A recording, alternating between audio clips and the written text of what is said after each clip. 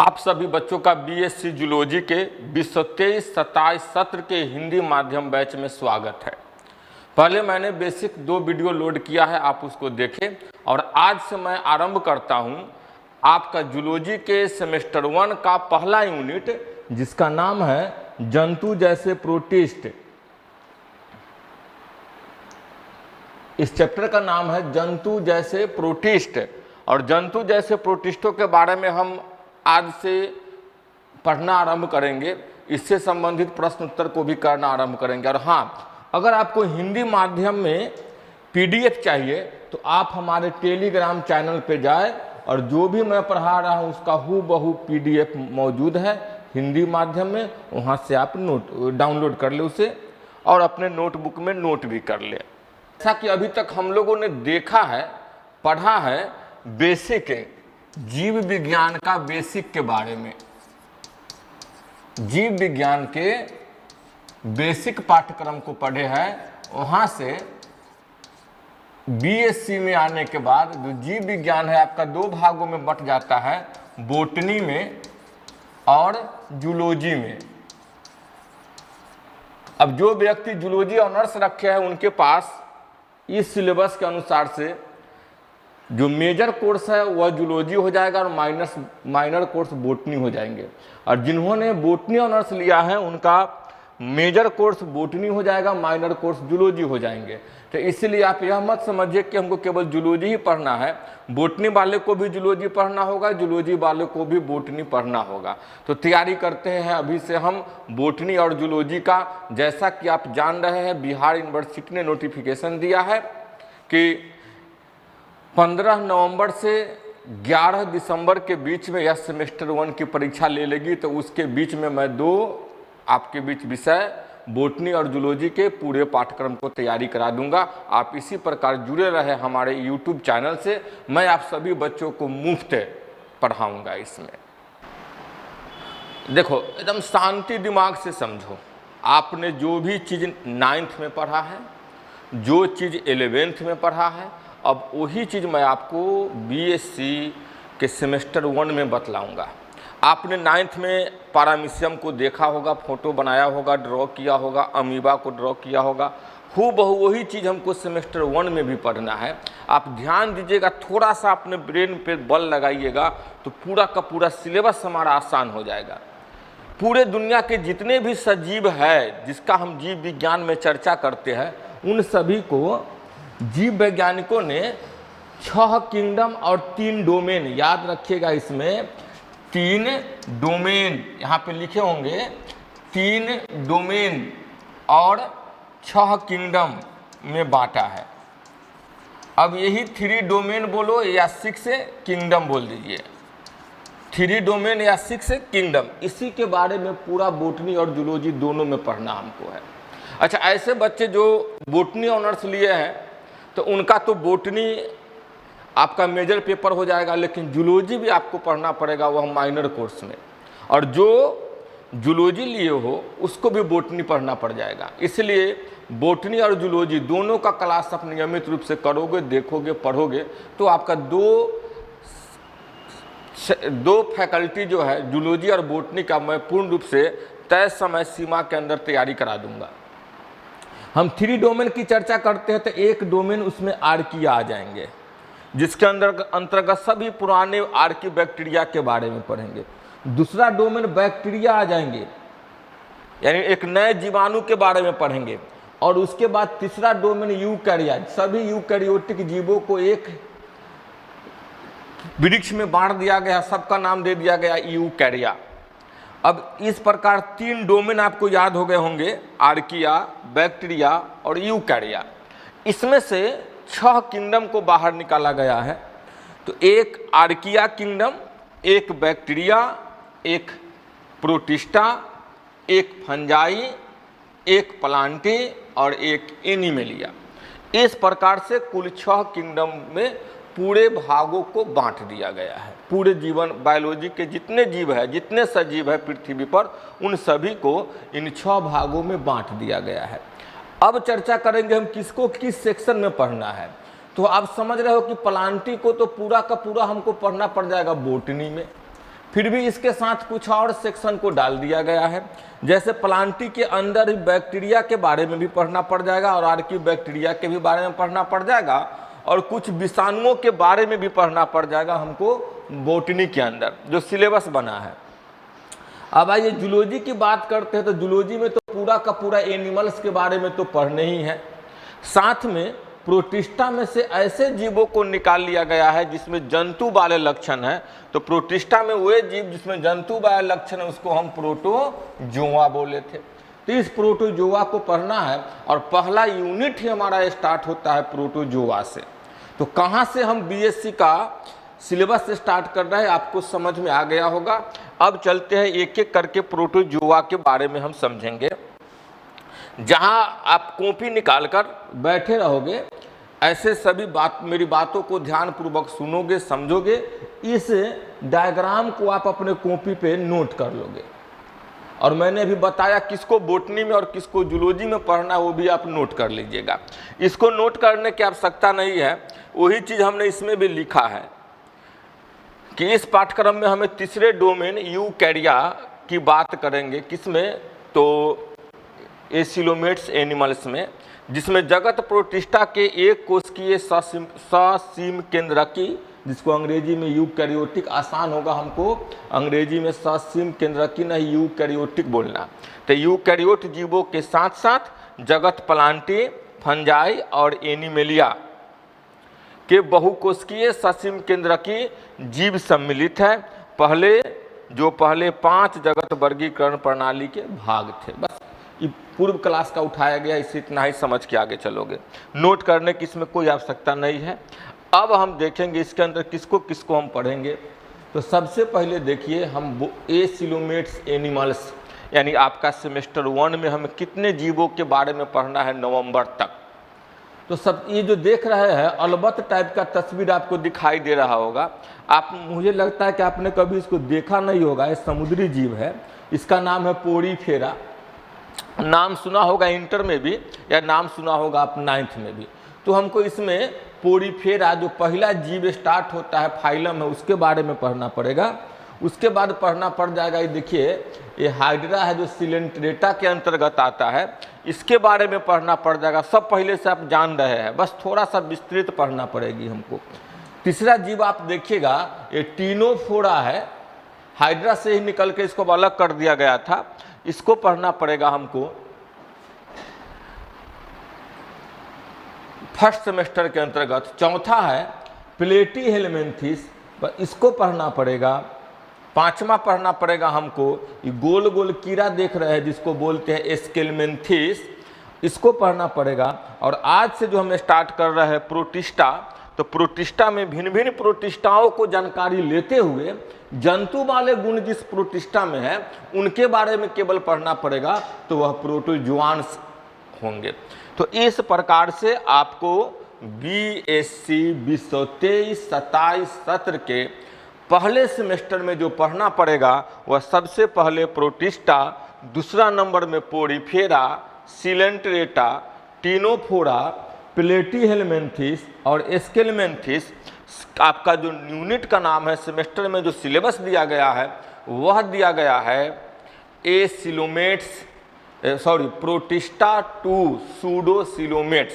तो स्टार्ट करेंगे प्रोटिस्टा से और सिलोम के बारे में आपको जानकारी होगी कि वह जनन परत के बीच में पाई जाने वाली कोशिका है जो शरीर के अंदर गुहा का निर्माण करते हैं, खाली स्थान का निर्माण करती है।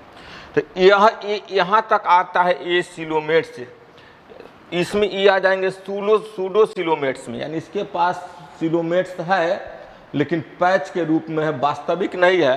तो इसके अंदर कहीं खाली स्थान पाए जाएंगे और कहीं खाली स्थान नहीं पाए जाएंगे। बाद बाकी जितने बचे इसके अंदर कोई खाली स्थान पाया ही नहीं जाएगा।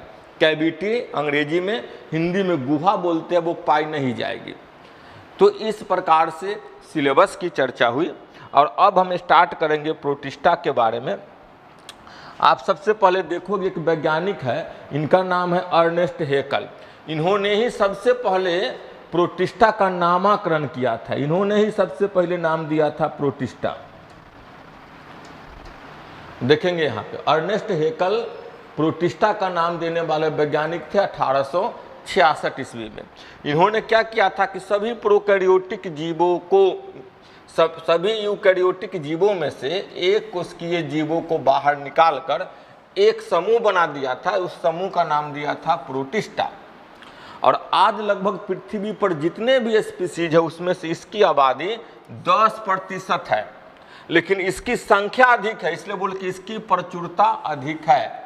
जितने भी स्पीसीज है पृथ्वी पर, हम लोग पिछले में देखे थे कि 1.7 to 1.8 मिलियन स्पीसीज अभी पृथ्वी पे ज्ञात स्पीसीज मौजूद है।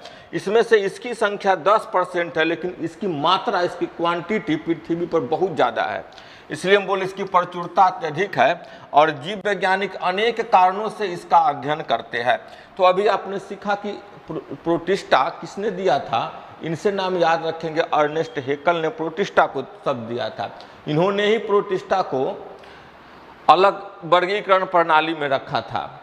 अब हमारा एक सवाल बनता है कि आखिर प्रोटिस्टा को हम पढ़े क्यों, पढ़ने की आवश्यकता क्यों पड़ती है। तो 3 पॉइंट से इसके उत्तर को हम देंगे, उस पर चलेंगे। उससे पहले हम कुछ फोटो को देख लेंगे। ये देख लीजिए, ये भिन्न भिन्न प्रकार की आकृति जो दिखाई दे रही है, यह सब प्रोटिस्ट है। प्रोटिस्टा के अंदर एक ऐसा गुण है जिसमें जंतु का भी गुण मिल जाएगा, पादप का भी गुण मिल जाएगा, कवक का भी गुण मिल जाएगा। लेकिन जो हमारा जंतु का गुण वाले प्रोटिस्टा है, उन्हीं को लेकर हम आगे बढ़ेंगे जूलॉजी सेक्शन में। देख लीजिए आप, हम क्यों पढ़ेंगे, इसके अध्ययन हमारा क्यों आवश्यक है। सबसे पहले पढ़ेंगे कि ये चिकित्सा रूप में महत्वपूर्ण है, यानी मेडिकल साइंस के लिए प्रोटिस्टा आवश्यक है, क्योंकि कुछ प्रोटिस्ट स्पीसीज प्रमुख संक्रामक रोग उत्पन्न करती है। यानी कुछ ऐसे प्रोटिस्ट है जो हमारे अंदर प्रमुख रोग उत्पन्न करता है। तो रोगों को प्रॉपर अध्ययन करने के लिए हमको प्रोटिस्टा का अध्ययन आवश्यक है। दूसरा पॉइंट है, यह पादप, कवकों और प्राणियों के विकास को समझने के लिए महत्वपूर्ण है। यानी कहाँ से पादप का विकास हो गया, कहाँ से प्राणी का विकास हुआ और कहाँ से जंतुओं का विकास हुआ, इसको विकास को समझने के लिए हमें आवश्यक है कि हम प्रोटिस्टा को समझें। सबसे पहले इसी से तीनों का विकास हुआ है, तो इसको समझना हमें आवश्यक है। अगला है कि ये विशेष रूप से जलीय तंत्रों में महत्वपूर्ण पारिस्थितिक भूमिका निभाते हैं। यानी जलीय पारिस्थितिक तंत्र में इनका महत्वपूर्ण भूमिका है। अब आप वीडियो को पॉज करके इस तीनों पॉइंट को अपने नोटबुक में नोट कर लोगे। फिर चलते हैं हम आगे। अब आप देखेंगे हम कुछ प्रोटिस्टों के समान लक्षणों के बारे में चर्चा करेंगे। फोटो आप देख रहे हैं अमीबा का, पैरामीशियम का, यूग्लिना का, यह सब एक प्रकार के प्रोटिस्ट है। इनके बारे में चर्चा करेंगे कि इसके पास गुण क्या क्या होंगे। तो एक कोशिकीय होंगे और यूकैरियोटिक होंगे। 2 गुण, पहला गुण सभी एक कोशिकीय होंगे और दूसरा यूकैरियोटिक जीव होंगे। हालांकि लाइन में हम एक साथ लिख दिए है, आप अलग अलग भी लिख सकते हो। तो ऐसे एक कोशिकीय यूकैरियोटिक जीव है जो न तो पादप है, न कवक है और न ही पूर्ण रूप से जंतु है। उन सभी को प्रोटिस्टा कहते हैं। दूसरी पॉइंट को समझेंगे कि कोशिकीय स्तर पर ये अत्यधिक जटिल होते हैं। जटिल होते हैं, कैसे जटिल होते हैं वो अभी हम समझाते हैं आपको। ये समस्त कार्य एक ही कोशिका में करते हैं, जिन्हें बहुकोशिकीय जीव भिन्न भिन्न अंगों में करते हैं। अब जटिल क्यों कहा गया, क्योंकि जैसे अपने बॉडी को लेते हैं तो हमारे भोजन करने के लिए अलग पाचन तंत्र है, सांस लेने के लिए श्वसन तंत्र है, किसी भी विषय वस्तु को समझने के लिए तंत्रिका तंत्र है। लेकिन इसके पास में एक ही कोशिका है। हमारा शरीर बहुकोशिका का बना हुआ है, इसके पास में एक ही कोशिका है और जीवन के प्रक्रम संबंधित सभी कार्यों को एक ही कोशिका से करना पड़ेगा। इसलिए इनका जो जीवन है काफ़ी कठिन जटिल है। इनकी जो कोशिकीय प्रणाली है काफ़ी जटिल है, जो हम लोग भिन्न भिन्न अंगों से काम करेंगे। ये बेचारे के पास में एक ही कोशिका है और एक ही कोशिकाओं को सभी काम करना पड़ता है, इसलिए इन्हें हम अत्यधिक जटिल कहेंगे। किस स्तर पर? कोशिकीय स्तर पर। समझ गए होंगे। इस दोनों पॉइंट को आप नोट कर लेंगे। हम तीसरी पॉइंट में चलते हैं आपके बीच। तीसरा पॉइंट है कि इनमें पाए जाने वाले अंगक और कोशिका कंकाल संरचना में परिवर्ती होते हैं। देखिए, जो भी ये तस्वीर आप देख रहे हो ना, इसके अंदर जो छोटे छोटे भाग है उसी को हम इसका अंगक कहते हैं। यानी एक सेल के अंदर छोटे छोटे और झिल्ली से घिरे हुए भाग है जो भिन्न भिन्न कार्यों को करते हैं, उसी को हम कोशिका के अंग या कोशिकांग बोलते हैं। तो समझ गए होंगे, अंगक कोशिका के अंदर के भाग और कोशिका कंकाल जो इसके चारों तरफ कोशिकाओं की संरचना बनाती है, सब में काफ़ी अंतर है। सब प्रोटिस्ट में एक समान नहीं है, अलग अलग है। इसीलिए ये सभी प्रोटिस्ट जो है पोषण के विभिन्न तरीकों का उपयोग करते हैं। क्योंकि उसके अंदर का अंगक अलग अलग है तो पोषण के तरीका भी अलग अलग उपयोग करेंगे। कुछ परजीवी होंगे तो कुछ परभक्षी होंगे तो कुछ मिश्रपोषी होंगे। तो मिश्रपोषी किसको बोलेंगे? तो जिनमें प्रकाश संश्लेषण और परपोषी दोनों होते हैं। यानी ऐसे जीव जो सूर्य की उपस्थिति में पौधा बन जाता है, यानी अपना भोजन अपने बनाने लगे, और सूर्य की प्रकाश की उपस्थिति नहीं है, वहाँ दूसरे जीव को खाकर अपना जीवन यापन करने लगे, तो इसी को बोलते हैं मिश्रपोषी। इस पॉइंट को भी आप नोट कर लीजिएगा और समझ गए होंगे प्रोटिस्टा के समान लक्षण है। 5 नंबर वाले प्रश्न में पूछ सकते हैं। आगे देखेंगे, इनकी कोशिका में एक सुसंगठित केंद्रक, देखेंगे इसके 2 नंबर भाग को देखिएगा, यह केंद्रक है। तो इसकी कोशिका में एक सुसंगठित केंद्रक और अन्य झिल्लीबद्ध कोशिकांग पाए जाते हैं। तो इसको देखिए, काला वाला भाग जो है बाहर का, वह इसका बाहरी वाल है। इसके भीतर जितने भी देख रहे हैं पैच झिल्ली वाला अंगक, जितना भी देख रहे हैं 3 number 2 number 1 number 6 number 5 number 4 number, ये सभी इसके अंगक है। तो इसी के बारे में बोल रहा है कि इसमें एक सुसंगठित केंद्रक है और अन्य झिल्लीबद्ध अंगक पाए जाते हैं। और कुछ प्रोटिस्टा में कसाब और पक्षमाभ, अंग्रेजी में इसको आसानी होगी समझने में, फ्लैजिला और सिलिया पाए जाते हैं। अब देखोगे इसमें, जैसे पारामीशियम को देखिए, यूग्लिना को देखिए, तो इस पारामीशियम के देखिएगा, इसके शरीर के बाहरी भाग में बाल जैसी रचना, देख रहे हैं बाल जैसी पतली पतली रचना, तो इसी को बोलते हैं हम सिलिया, हिंदी में बोलेंगे पक्षमाभ। और यूग्लिना को देखिएगा, इससे के शरीर से बाहर एक चाबुक जैसी रचना निकला हुआ है जिसको बोलेंगे फ्लैजिला। तो कुछ में सिलिया पाए जाएंगे और कुछ में फ्लैजिला पाए जाएंगे। ये भी पॉइंट आप नोट कर लेंगे। लगभग 4-5 पॉइंट हो गए होंगे। छठा पॉइंट देखेंगे, ये अपना वृद्धि कैसे करते हैं, जनन की क्रिया को कैसे करते हैं, उनको हम समझेंगे। तो इसमें सबसे पहले अलैंगिक जनन होंगे, उसके बाद कोशिका संलयन के द्वारा लैंगिक जनन, और एक और विधि है युग्मनज बनने की विधि के द्वारा लैंगिक प्रजनन करते हैं। यानी यह अलैंगिक तो करेंगे ही करेंगे, लेकिन 2 विधि के माध्यम से कोशिका संलयन और युग्मनज बनाने की विधि के द्वारा लैंगिक जनन करेंगे। अब यहाँ पे देख लीजिए, आप एक अमीबा को देख रहे हैं, एक ये मदर अमीबा है। सबसे पहले इसके लिए जब फेवरेबल इन्वायरमेंट है, इसके खाने पीने के लिए वातावरण में सब कुछ मौजूद है, तो यह ग्रोथ करेगा। और ग्रोथ करने के में क्या होता है कि इसके डीएनए बढ़ेंगे, साइटोप्लाज्म में वृद्धि होगी। जब वृद्धि होगी तो इसका न्यूक्लियस देखेंगे घंटी की आकार की फैल कर 2 भाग में बट रही है। जब घंटी 2 भाग में बटने लगती है तो साइटोप्लाज्म भी 2 भाग में इसका बट रहा है, देख रहे हो यहाँ पे बट रहा है, और बीच से धंसना स्टार्ट कर देता है। और जैसे ही धसन और ज़्यादा आ जाता है, एक समय ऐसा आता है कि फोल्ड जो है, इसको बोलते हैं प्लाज्मा लेमा, तो यह फोल्ड जो है इसको तोड़कर दोनों अलग हो जाएंगे। तो एक अमीबा से, देख रहे हैं, एक मदर अमीबा से 2 डॉटर अमीबा बन गया, इसको बोलते हैं फ्यूजन, टूटना या सेल डिवीजन। तो इस प्रकार से अलैंगिक जनन की विधि हो जाएगी। यह विधि जो हो जाएंगी इसका अलैंगिक जनन की विधि हो जाएगी। और लैंगिक जनन में देखोगे दो अलग अलग इसको युग्मक भी मान सकते हो या दो अलग अलग कोशिका भी मान सकते हैं। ये दोनों एक साथ आपस में मिलकर एक कोशिका का निर्माण किया और एक कोशिका दोनों के गुण को लेकर एक नए जीव का निर्माण कर लिए। तो इस प्रकार से यह विधि जो कहलाएगी वह कहलाएगी लैंगिक जनन। तो हम लोग एक समान प्रोटिष्ठा की सभी विधियों को, सभी उसके विशेषताओं को देख लिए हैं। यह प्रश्न VVI हो सकता है 5 नंबर के लिए, तो आप इसको समझ लोगे और कॉपी पे नोट कर लोगे। आप बार बार इसको पढ़ने का प्रयास कीजिएगा। काफ़ी आसान है, हुआ नहीं है, केवल हम लोग इसको हार्ड मत समझे। पढ़ोगे तो काफ़ी आसान हो जाएगी आपके लिए, बस थोड़ी सी मेहनत हमें करनी पड़ेगी। चलिए, इस तरह से हमारा इंट्रोडक्शन जो पहला था प्रोटिष्ठा के बारे में उसने हम संपन्न किए। तो पुरानी विधि को छोड़कर चलिए हम जैसे मैट्रिक पढ़े हो, जैसे इंटर पढ़े हो, वैसे ही ऑनर्स को पढ़ना आरंभ कर दो। यह आपके लिए लाभदायक है। किस मायने में लाभदायक है?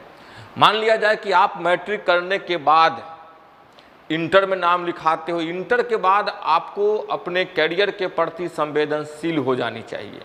सभी बच्चे मेडिकल और इंजीनियरिंग में नहीं जा सकते हैं, तो उनमें से कुछ बच्चे आप जनरल कंपटीशन की तैयारी में लग जाओ और उसकी नियमित क्लास करो और साथ में आपने जो भी ऑनर्स सब्जेक्ट लिया है उसको भी पढ़ना स्टार्ट कर दो। उधर से आप जनरल कंपटीशन का आपका बेस मजबूत होता जा रहा है। क्वेश्चन को कैसे हम पकड़ेंगे, कैसे ऑब्जेक्टिव क्वेश्चन को हल करेंगे, इस तरीके से आप उस एक लेवल पे चले जाइएगा। और इधर से ऑनर्स पढ़ रहे हो तो आपको किसी भी क्वेश्चन का एक्सप्लेनेशन करने का तरीका पता हो जाएगा। अब आप चलिए दोनों को लेवल लेकर चल रहे हैं। एक तरफ से जनरल कंपटीशन का ऑब्जेक्टिव प्रश्नों को हल करते करते लेवल आपका ऊपर हो रहा है, दूसरी तरफ से ऑनर्स अगर पढ़ रहे हो तो आपको बड़े बड़े क्वेश्चन को आंसर लिखना, पेपर लिखना आपको 600 से 800 शब्दों में बेहतर तरीके से आ रहा है। मान लिया जाए आप ऑनर्स कंप्लीट करते करते आपको BPSC पढ़ना हो, तो BPSC में जाओगे तो आपका PT परीक्षा जनरल कंपटीशन का सिलेबस निकाल देगा। लेकिन मेंस में जाकर जो बच्चे ऑनर्स के पेपर को लिखना नहीं जाने हो वो फंस जाओगे। और दोनों अगर आप साथ में लेकर चल रहे हो तो PT उधर से और मेंस इधर से निकल जाएंगे, बचेंगे इंटरव्यू। तो आप उसके लिए थोड़ी सी तैयारी करके आप अपने जीवन के अधिकतम लक्ष्य पदाधिकारी बन सकते हो। यही हमारे कामना है कि हमारे सभी बच्चे जहाँ तक हम लोग नहीं पहुँच पाए, हम लोगों का सपना अधूरा रह गया, अब हम लोग जहाँ पे है वहीं पे रह जाएंगे। अब हम लोग इससे ऊपर कुछ बढ़ नहीं सकते हैं। लेकिन हमारे नए खिलते हुए पौधे, आप अपने जीवन को समझो और आप अपने मंजिल को पालो। आप पदाधिकारी बनो, आप ऑफिसर बनो और अपने गांव, अपने परिवार, अपने समाज का नाम ऊंचा करो। यही हमारी इच्छा है। हमारी नहीं, मैं भी सभी शिक्षक जो पढ़ाते हैं उन सभी की यही इच्छा रहती है कि मैं जो ना कार्य किया हूँ वह कार्य हमारे बच्चे कर पाए। तो इन्हीं हौसलों के साथ मैं आपके साथ YouTube पे फ्री क्लास दे रहा हूँ और मुझे आशा है कि आप भी जुड़कर अच्छे तरीके से पढ़ाई कर रहे होंगे। और मैं देख रहा हूं कि दिन प्रतिदिन हमारी परिवार की संख्या बढ़ती जा रही है। पहला लेक्चर वीडियो जो था, जो हमारा 2 वीडियो था, उसको लगभग 8,000 साढ़े 8,000 विद्यार्थियों ने देखा है। मुझे आशा है कि जैसे जैसे मैं वीडियो को अब हिंदी मीडियम पाठ्यक्रम को पढ़ाते जाऊंगा, आप हिंदी माध्यम वाले बच्चे जुड़ते चलोगे और एक दिन ऐसा होगा कि एक साथ हम 1 लाख बच्चे बैठकर पढ़ेंगे। इसी विश्वास के साथ मैं आपको लेकर चल रहा हूँ। हाँ, और यह वीडियो जो आप देख रहे हो मैं आपको मुफ्त दे रहा हूँ, इसको केवल देख कर छोड़ो मत। आप YouTube से देख रहे हो, सभी बच्चों का अपना कोई ना कोई सोशल अकाउंट होगा। आप टेलीग्राम पे होंगे, आपके फैमिली मेंबर में व्हाट्सएप ग्रुप चलते होंगे, आपके दोस्तों का ग्रुप चलते होंगे। उन सभी ग्रुपों में शेयर करो ताकि जितना अधिक यह वीडियो फैलेंगे, जितना अधिक परिवार बढ़ेगा, हमें उतना ही एनर्जी मिलेगी। मैं आपसे तो कोई पैसे लेता नहीं हूँ, बस आपका प्यार जो हमें मिलता है ना, उसी प्यार के लिए मैं यह काम कर रहा हूँ। और यह प्यार मुझे चैन से सोने नहीं देती है, क्योंकि आपको मुझे पढ़ाना है और आपको एक अच्छे ऑनर्स के सिलेबस तैयार कराकर अच्छी शिक्षा को देना है। यही हमारी कामना है। तो मैं आपसे फिर से अनुरोध करूंगा कि आप हमारे वीडियो को केवल देखो नहीं, बल्कि अपने सभी दोस्तों में, रिश्तेदारों में जहां तक हो शेयर करो, और हमारे यह यूट्यूब चैनल को, परिवार को वृद्धि कराने में आप एक सहयोग करें। अब हम नेक्स्ट देख रहे हैं, आगे से हम देखेंगे इसका।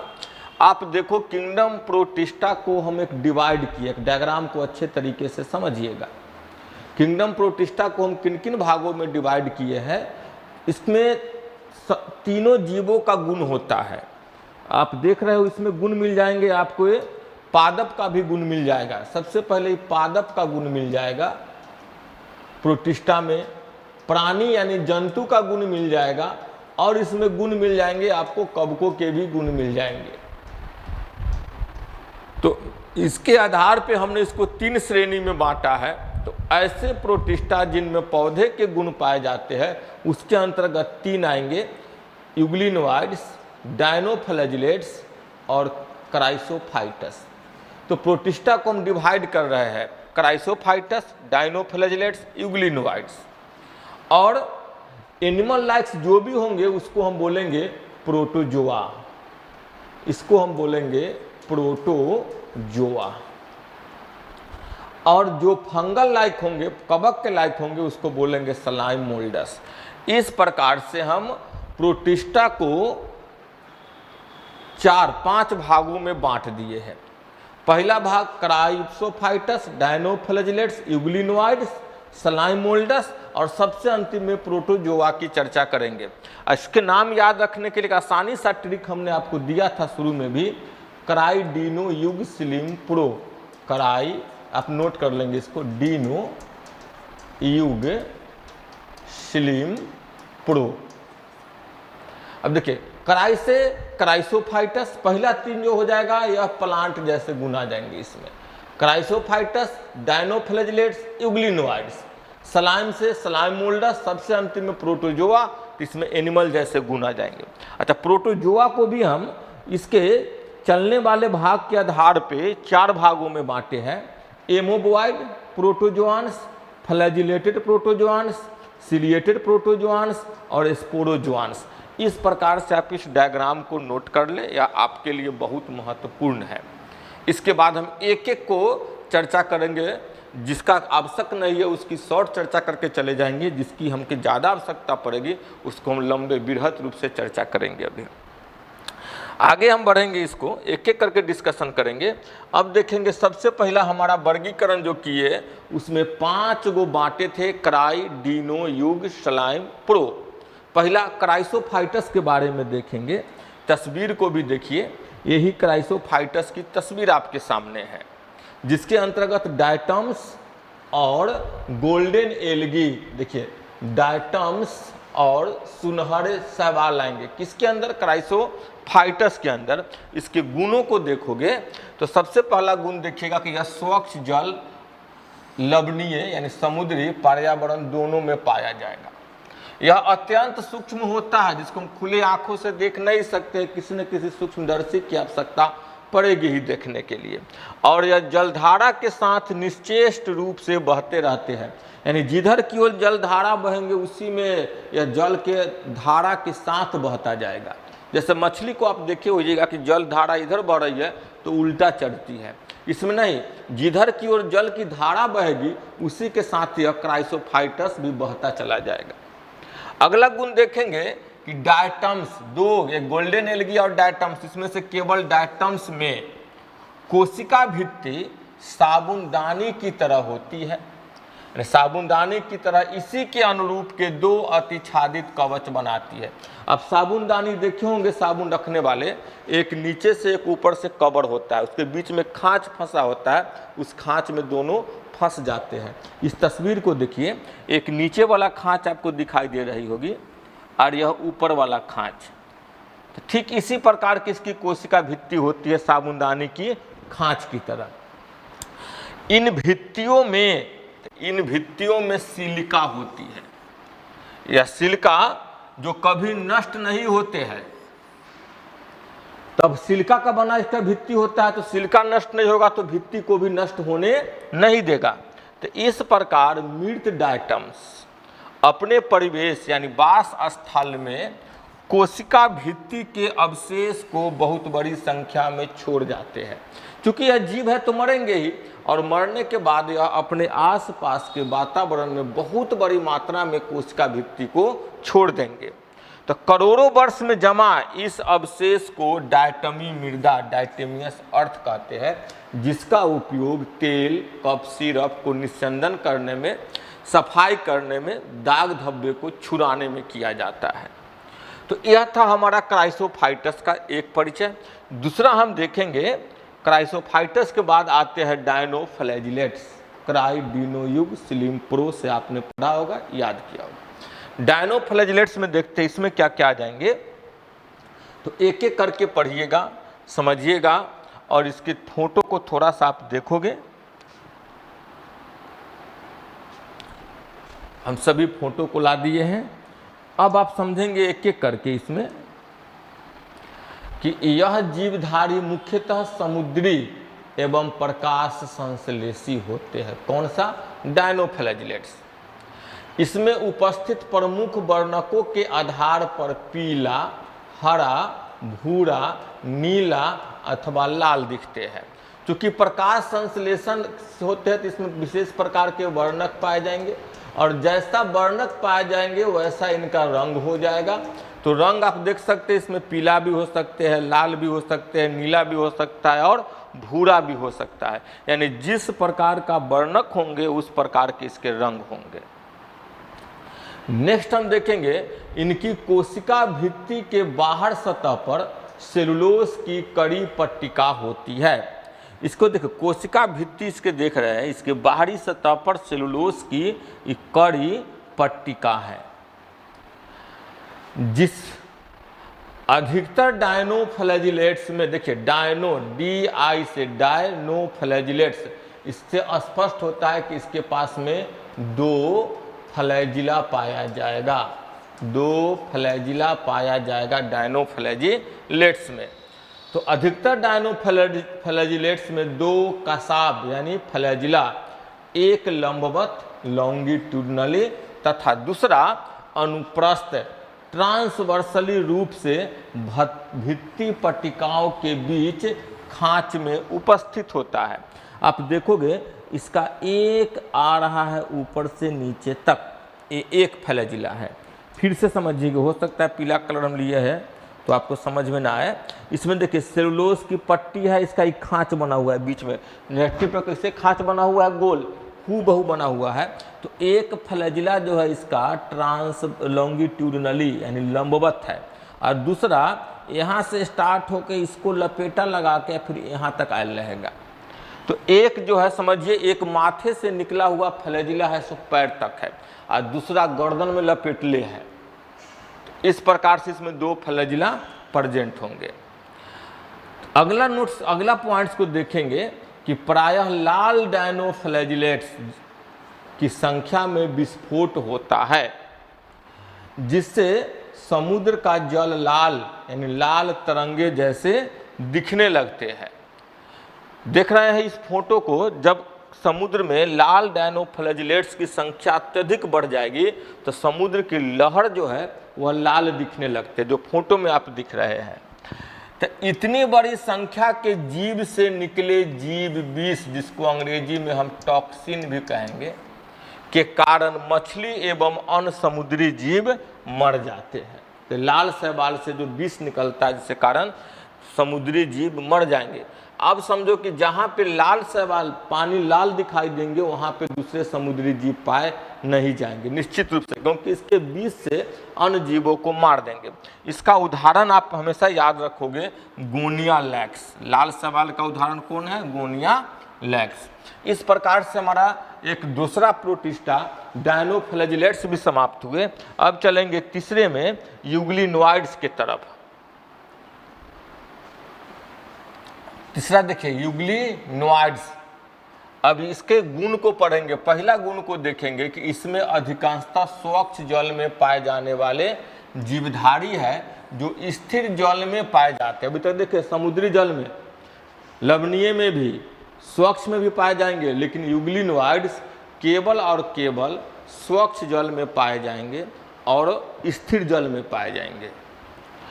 तीसरा है, दूसरा पॉइंट को हम देखेंगे, इनमें कोशिका भित्ति की जगह एक प्रोटीन युक्त पदार्थ की परत पेलिकल होती है। अब इसके बाहर कोशिका भित्ति नहीं, ये काला वाला भाग जो आप देख रहे हो बाहर निकला हुआ, यह प्रोटीन की एक परत है। इस परत को बोलते हैं हम पेलिकल। इस परत को बोलेंगे पेलिकल।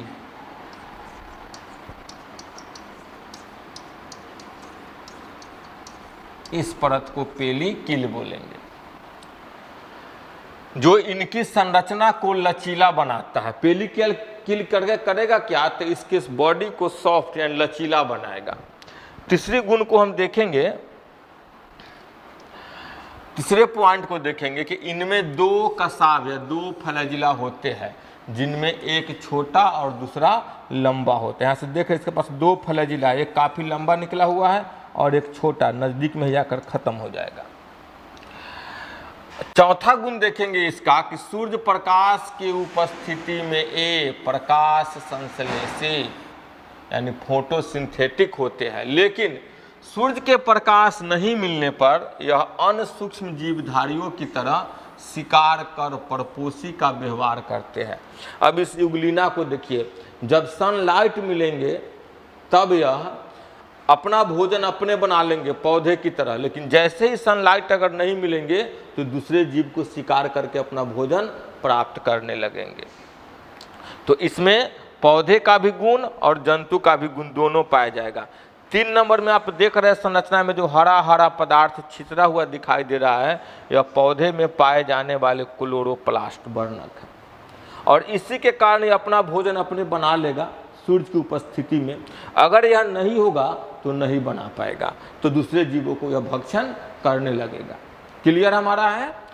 अब अंतिम पॉइंट देखेंगे, आश्चर्यजनक रूप से युगलिनोइड्स में पाए जाने वाले वर्णक उच्च पादपों में उपस्थित वर्णकों के समान होते हैं, यानी उच्च पादपों में भी क्लोरोप्लास्ट और युगलिनिना में भी क्लोरोप्लास्ट पाए जाते हैं। इस प्रकार से इसका हमने 5 पॉइंट रखा परिचय में युगलिनोइड्स का। अब चलेंगे आगे, हम पढ़ेंगे स्लाइम मोल्डस का। जैसा अवपंक कवक किसका नाम है, नाम से स्पष्ट है कि इसमें किसका गुण होगा, तो इसमें कवकों वाली गुण होंगे। देखते हैं आगे इसकी चर्चा, इसमें क्या क्या है। फोटो भी देखिए आप सामने, और इसका एक एक पॉइंट को हम समझेंगे। पहला पॉइंट को समझते हैं कि अवपंक कवक मृतपोषी प्रोटिस्टा है। अब मृतपोषी यानी मरे हुए जीवों से अपने भोजन को प्राप्त करेंगे, इसलिए इनको मृतपोषी प्रोटिस्ट बोले हैं। दूसरा है कि ये सड़ती हुई टहनियों तथा पत्तों के साथ गति करते हुए जैविक पदार्थों का भक्षण करती है। तीसरा गुण है, अनुकूल परिस्थितियों में ये समूह प्लाज्मोडियम बनाते हैं जो कई फीट तक लंबाई का हो सकता है। अब समझेंगे इसके बारे में कि जब इसके लायक वातावरण हो, परिस्थिति अनुकूल हो, तो इसके कई प्रोटिस्ट आपस में जुड़कर कई फीट तक लंबा प्लाज्मोडियम बना लेगा। कई फीट तक लंबाई जुड़ कर आकृति बनाएगा, जिसको हम बोलेंगे प्लाज्मोडियम। समझ गए। लेकिन अगर परिस्थिति इसके लायक नहीं हो, इसके अनुकूल नहीं हो, यानी प्रतिकूल परिस्थिति में इस बिखर जाएगा। इस सब का सब क्या होगा, अलग अलग बिखर गया, यहाँ पे अलग अलग बिखर गया, और सिरा पर बीजाणु युक्त फलनकाय बना लेगा, और इसके अंतिम भाग में एक विशेष प्रकार की रचना को डेवलप कर लेगी। इस रचना को बोलेंगे फलनकाय,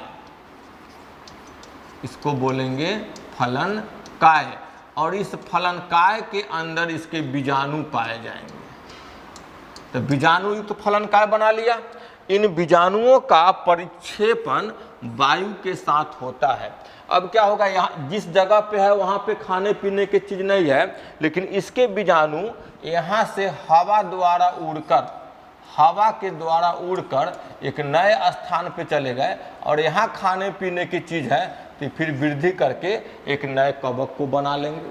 या जिस जगह पे है वहाँ पे खाने पीने की चीज़ नहीं है तो वर्षों तक यह इसी प्रकार पड़े रहेंगे बीजाणु के रूप में। और जैसे ही खाने पीने की चीज़ उपलब्ध हुआ, इनका वातावरण अनुकूल हुआ कि यह फिर से अपने शरीर का पूर्ण रूप में आ जाएंगे। तो अनुकूल परिस्थिति में सभी स्लाइम मोल्डस प्लाज्मोडियम बनाएंगे जो कई फीट तक लंबे होंगे, और प्रतिकूल परिस्थिति में यह बिखर जाएंगे एक दूसरे से टूटकर, और अंतिम वाले भाग में यह बना लेंगे फलनकाय को। आप देख रहे हो जिसके अंदर बीजाणु होगा, बीजाणु हवा के द्वारा उड़कर एक जगह से दूसरे जगह पहुंचकर वहां विकास कर जाएगा। या जिस भाग में है वहां पे जब वातावरण फिर अनुकूल होगी तो सभी बीजाणु टूटकर, जितने बीजाणु टूटेंगे उतने नए जीव का निर्माण कर लेंगे। यह है हमारा स्लाइम मोल्डस। अब चलेंगे हम लोग को जो मुख्य चीज था जिसके बारे में हमको उठाना था जूलॉजी के अंतर्गत, उसमें अब पहुंचे हैं जिसका नाम है प्रोटोजोआ। अब समझेंगे थोड़ी सी प्रोटोजोआ के बारे में। यह ग्रीक वर्ड से निकल के आया है। प्रोटोस का मतलब होता है प्रीमिटिव यानी प्रारंभिक, प्रथम, और जून का मतलब होता है एनिमल्स जिसका मतलब होता है जंतु। तो नाम से स्पष्ट है प्रोटोजोआ को हम प्रारंभिक या प्रथम जंतु भी कह सकते हैं। उसके बाद इसके हम अन्य गुणों को देखेंगे। इस सब फोटो प्रोटोजोआन्स के आप देख रहे हैं, एक एक इसके गुण का अध्ययन कीजिएगा। तो ए प्रारंभिक अथवा प्राथमिक सूक्ष्मदर्शी यूकैरियोटिक जंतु जिनका शारीरिक संगठन कोशिकीय यानी एक कोशिकीय प्रकार का होता है, इन्हें संघ प्रोटोजोआ में रखा जाता है। यानी प्राणी के समान है, एक कोशिकीय है, इसलिए इसको हम अपने जूलॉजी सेक्शन में शामिल कर लिए हैं। किसको? प्रोटोजोआ को। दूसरी गुण देखेंगे, इसकी लगभग यह नोट याद रखिए 50,000 प्रजातियां वर्तमान में ज्ञात है। इसका अध्ययन सर्वप्रथम लुईन हॉक ने 1677 में किया था और नामकरण गोल्डफस 1822 में दिया था। किसका? प्रोटोजोआ का नामकरण गोल्डफस ने, इसका सर्वप्रथम अध्ययन लुईन हॉक ने किया था। ये दो वैज्ञानिक का चर्चा आप याद रखेंगे। लुईन हॉक ने पहला अध्ययन किया था, गोल्डफस ने इसका नामकरण किया था। दोनों को आप क्लास नोट में लिख लेंगे। तीसरा है सभी प्रोटोजोआ परपोषी होते हैं। जितने भी प्रोटोजोआ हैं सब परपोषी होंगे, जो परभक्षी अथवा परजीवी दो रूप से दूसरे को भक्षण भी कर जाएंगे या दूसरे के शरीर पर रह के अपना पोषण भी प्राप्त करेंगे। तो परभक्षी अथवा परजीवी के रूप में रहते हैं। ये प्राणियों के पुरातन संबंधी है। आप में से जिन बच्चों के पास में हमारा नोट्स होगा वो यहाँ पे हाईलाइट कर लीजिएगा, नोट्स प्रिंट किए होइएगा तो आप इसको नोट कर लेंगे कि प्राणियों के पुरातन संबंधी है। नेक्स्ट हम पॉइंट को देखेंगे इसमें कि इसके प्रमुख गुण या समान लक्षण को अध्ययन करेंगे। किसको? प्रोटोजोआन्स के। ये तस्वीर आप बहुत अच्छे से बनाए भी होंगे, ड्रॉ भी किए होंगे, 9th में भी ड्रॉ किए होंगे, 11th में भी ड्रॉ किए होइएगा, और उसी को हम अब ड्रॉ करवाएंगे आपको। तो इस तस्वीर को देख कर आप बना लीजिएगा। जितने भी इसके पार्ट्स है उसको भी लिख लेंगे। सबका हम एक एक करके कार्यों को पढ़ेंगे। इसमें ज़्यादा कुछ नहीं पढ़ना है। हम बोले भी पहले थे कि जो आप पढ़ते आए हो 9th में, जो पढ़ते आए हो आप 11th में, उसी को थोड़ा विस्तार दे देना है बीएससी सेमेस्टर 1 में, और या बीएससी के किसी भी सेमेस्टर्स में। थोड़ा सा यह है कि आप जो 9th और 10th में पढ़े थे, किसी भी प्रश्नों को आप 60 से 80 शब्दों में उत्तर दे दिए थे, और जब आप 11th 12th में गए थे तो उसी को उत्तर आप 150 से 200 शब्दों में दिए होइएगा। और उसी को आप जब स्नातक में पढ़ रहे हो तो उसी को आपको उत्तर देना होगा 600 से 800 शब्दों में।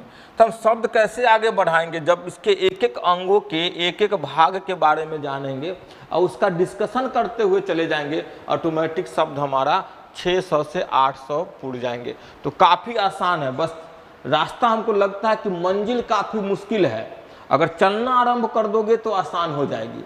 आप चलना आरंभ कर दीजिए, लिखना आरंभ कर दीजिए। आपके पास जो हम असाइनमेंट का प्रश्न देंगे उसको लिख कर आप हमारे व्हाट्सएप पे, टेलीग्राम पे उस पेपर को भेजिए, मैं चेक करके फिर आपको रिप्लाई दे दूंगा उसी पे।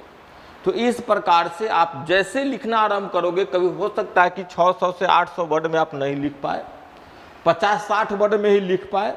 तो थोड़ी थोड़ी प्रयास करते करते कैसा समय आएगा कि आप आसानी से किसी भी प्रश्न को 600 से 800 शब्दों में लिख पाओगे। लेकिन कब? जब मैं उसके बारे में पढ़ा हूँगा, उसके अंगों के बारे में जानकारी होगी तब। अब इसके एक एक पार्ट्सों के बारे में समझिए, डीपली डिस्कशन हम आगे करेंगे। देख रहे हैं कि प्रमुख गुण हमको पढ़ना है या समान लक्षण, मेजर फीचर्स या चीफ कैरेक्टर्स पढ़ने हैं। किसके पढ़ने हैं? तो प्रोटोजोआन्स के बारे में। तो प्रोटोजोआ एक कोशिकीय, सभी प्रोटोजोआ कैसे हैं? एक कोशिकीय है, माइक्रोस्कोपिक जंतु है जो एक ही कोशिका द्वारा जीवन के सारे कार्यों को संपादन करते हैं। ये देख सकते हैं, पैरामीशियम का तस्वीर है, प्रोटोजोआ का एक एग्जाम्पल है। इसके पास में मात्र एक ही कोशिका है और यह एक ही कोशिका से वह सारा काम करेगा जो हमारा बॉडी अरबों खरबों कोशिका से मिलकर करते हैं। तो पहली पॉइंट को आप समझ गए होंगे, ये साधारणतः जल में पाए जाते हैं, परंतु इनमें कुछ जीवन काल के कुछ समय तक सूखे स्थानों में भी रह सकते हैं। दूसरी गुण के बारे में समझेंगे कि निवास कहाँ है इनका। तो अधिकांशतः तो जल में पाए जाएंगे, लेकिन जीवन के कुछ काल कुछ समय तक यह सूखे स्थानों पे भी रह सकते हैं। अगला पॉइंट हम चर्चा करेंगे कि शरीर के जल के नियंत्रण के लिए, अब इसमें देखेंगे सभी प्रोटोजोआन में इनके शरीर के जल के नियंत्रण के लिए संकुचनशील रसधानी कॉन्ट्रैक्टिल वोक्यूल्स उपस्थित होंगे।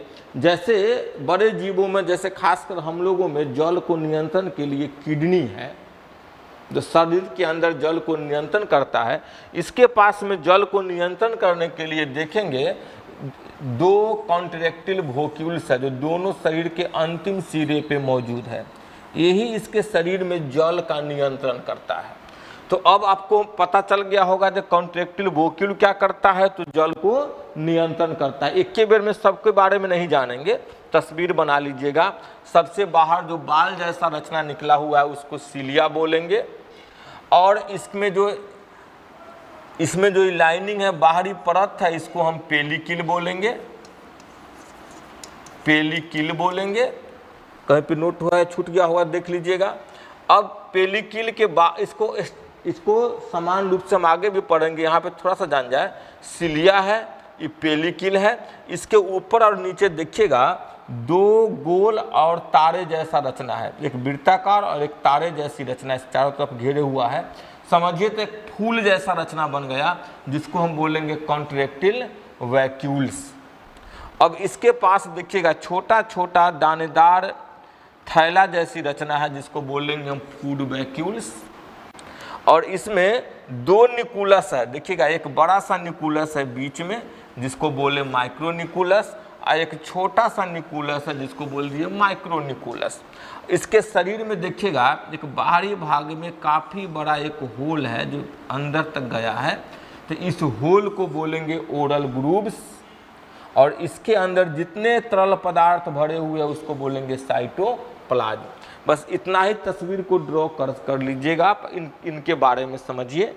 तो कॉन्ट्रैक्टिल वोक्यूल को काम समझ गए कि यह शरीर से जल को नियंत्रण करेगा। अगला है कि कुछ प्रोटोजोआ का आकार निश्चित होते हैं क्योंकि उनके बाह्य कठिन झिल्ली या पेलिकल पाया जाता है। जैसे इसमें बताया कि इसके शरीर के बाहर में है से पेलिकल पाया जाता है और कुछ में कठिन झिल्ली पाया जाएगा, इसलिए उनके शरीर का आकार जो है वह निश्चित होगा। लेकिन कुछ जंतुओं में पेलिकल नहीं पाया जाता है और उनमें जीव द्रव्य या प्रोटोप्लाज्म बहता रहता है, इसलिए उनका आकार निश्चित नहीं होता है। अब प्रोटोजोआ में कुछ ऐसे प्रोटोजोआ है जिनका आकार निश्चित होगा और कुछ का आकार निश्चित नहीं होगा। किसमें आकार निश्चित नहीं होगा? जिसमें बाह्य झिल्ली या पेलिकल नहीं पाए जाएंगे तो प्रोटोप्लाज्म जो है जिधर मन उधर बह कर कभी इधर निकल गया, कभी गुबार इधर निकल गया। अमीबा को देखे होइएगा, तो उसका आकार कभी निश्चित नहीं होता है। तो आकार के बारे में समझ गए इसके परिचय को। अब नेक्स्ट चलेंगे हम। अगला गुण क्या कह रहा है कि कुछ प्रोटोजोआ परजीवी होते हैं और कुछ स्वतंत्र जीवी होते हैं। यानी कुछ प्रोटोजोआ किसी दूसरे के साथ रहकर ही जीवन जी सकते हैं और कुछ प्रोटोजोआ स्वतंत्र होंगे जो किसी के साथ नहीं रहेंगे, अकेले जीवन यापन कर सकते हैं। नेक्स्ट हम देखेंगे। अब इसके बाद हम पढ़ेंगे प्रोटोजोआ का वर्गीकरण, क्लासिफिकेशन प्रोटोजोआ का। तो किसके आधार पे? तो प्रजनन अंग के आधार पर प्रोटोजोआ के 5 वर्ग है, जिसको हम नेक्स्ट क्लास में डिस्कशन करेंगे। तो अभी तक आपको हमने जितना पढ़ाया, जहाँ पे मैंने बोला था कॉपी पे नोट करने के लिए, वहाँ पे आप नोट कीजिए। जहाँ पे बोला था मैंने आपको सुनने के लिए, समझने के लिए, उसको सुनकर समझकर आगे बढ़िए। और अब इसी के साथ प्रोटोजोआ का फर्स्ट लेक्चर हमारा समाप्त होता है। हम आपके लिए बहुत जल्द प्रोटोजोआ के वर्गीकरण और उससे संबंधित सेकेंड लेक्चर को लेकर आएंगे। तब तक आप मस्त रहे, खुश रहे, पढ़ते रहे और अपने जीवन में आगे बढ़ते रहे। इन्हीं दुआओं के साथ मैं आपसे विदा लेता हूं। आप सभी को शुभ विदा। फिर मिलते हैं अगले वीडियो में। धन्यवाद।